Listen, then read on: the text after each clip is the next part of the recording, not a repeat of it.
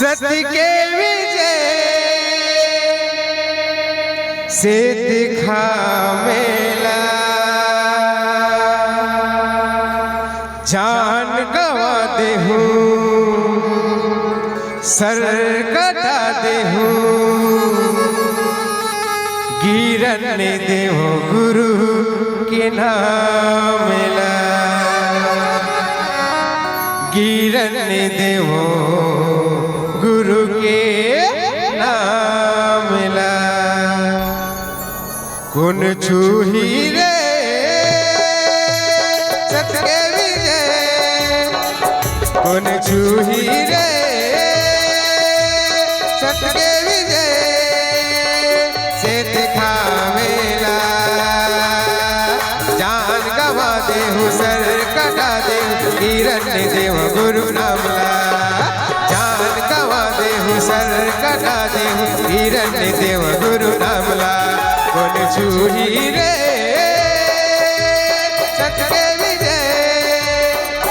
कौन छूही रे सत्य के विजय से दिखा मेला जान गवा दे सर कटा दे गिरन देव गुरु नामला जान गवा दे सर कटा दे गिरन देव गुरु नामला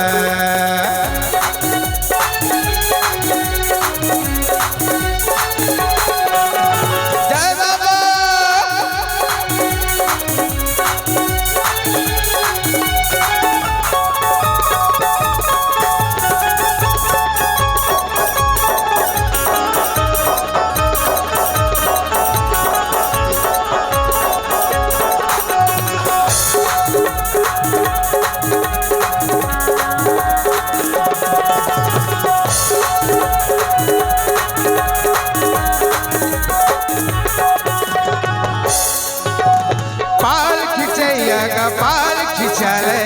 आखी देखैया गया आखी देखले आखी देखैया गया आखी देखले लाठी बजैया जी लाठी बजले छाती अड़ैया ग छाती अड़ले छाती अड़ैया ग छाती अड़ले पाल खिंचैया ग पाल खिंचले आखी देखैया गया आखी देखले आखी देखैया गया आखी देखले लाठी बजैया ग लाठी बजले पाल खिंचैया ग पाल खिंचले पाल खिंचैया ग पाल खिंचले अब गरी गा सत्य जो अब गरी गा सत्य जो पूरा धाम जान गवा दे सर कटा दे गिरन देव गुरु नामला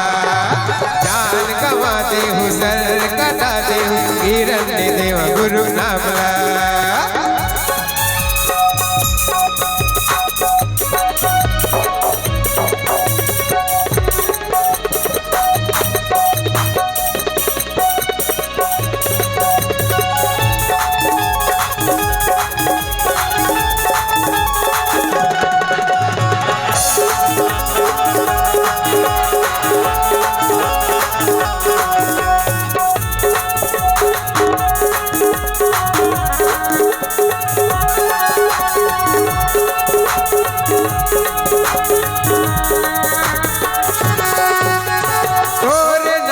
मर मिट जाऊंगा सतनामी जन्म दोबारा मैं होगा सतनामी जन्म दोबारा मैं हो अंगना माँ सत्य खाम खड़ा होगा सत्य के पंथ बाबा मैं हाँ चला होगा सत्य के पंथ गुरु मैं हाँ चला होगा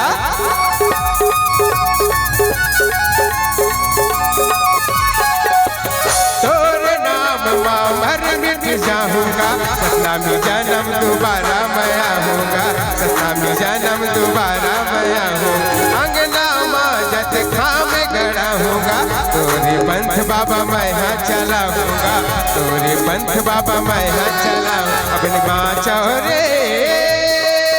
दुश्मन बैरी नहीं माँ चौरे दुश्मन बैरी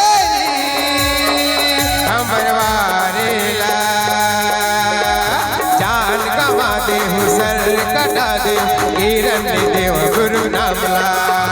जान गवा दे सर कटा दे हिरण्य देव गुरु नामला गुण चूही रे